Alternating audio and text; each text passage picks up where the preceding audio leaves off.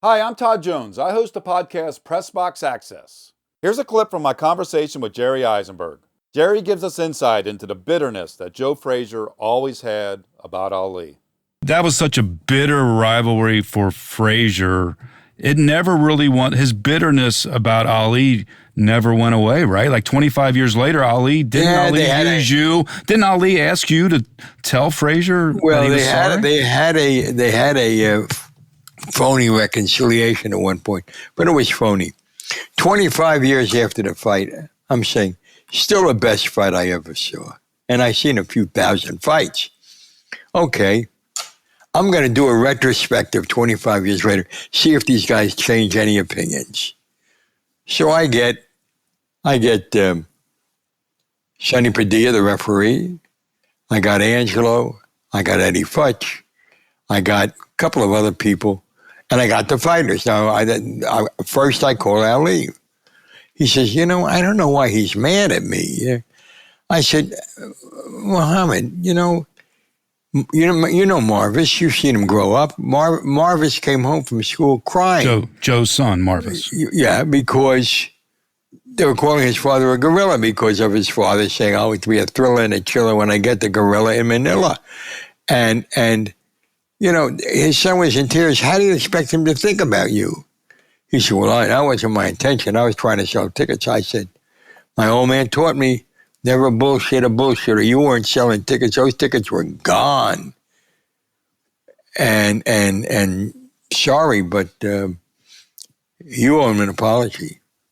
He said, were you going to talk to him? I said, yeah. He said, right after I hang up this phone, I'm calling him. And I'm going to tell him everything you said. He said, okay, you tell him I said, if Marvis was really hurt, I'm sorry about that. It was never my intent to hurt his family. I said, I'll tell him. I call up Marvis. And before we go into it, I tell him what I'm going to do. And he says, you speak to him yet? He would never say Ali. You speak to him? I said, yeah, I spoke to him. And this is Joe you're talking to. Joe, yeah. It's Joe. What did he say? And I told him exactly what he said. He said that, exactly that. I said, absolutely. Was he sincere? I think he was. Call him back when we're done and tell him, take his apology and shove it as far as it will go up his ass. That was 25 years after the fight. Now, Ali was still alive, but couldn't speak years later. And I go to the boxing writers' dinner. I'm getting some kind of phony baloney award of some. And at the table next to me and my wife is Joe Frazier. He leans over and he says to me, you hear him today? You hear him try to talk? That's somebody up there giving me justice.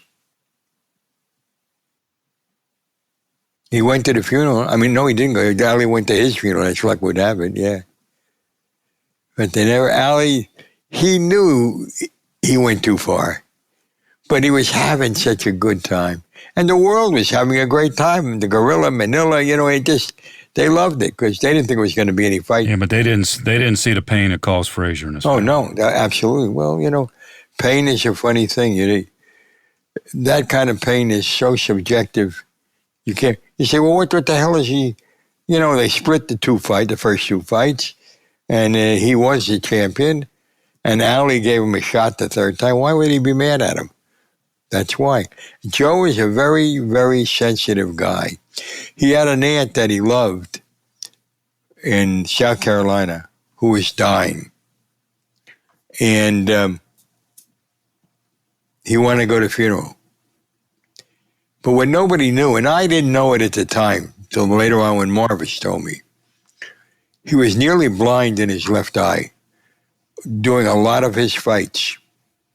And the way he got approved by the commission, that thing you hold up, which is one side of it is black, got a block in it, so you have one eye here.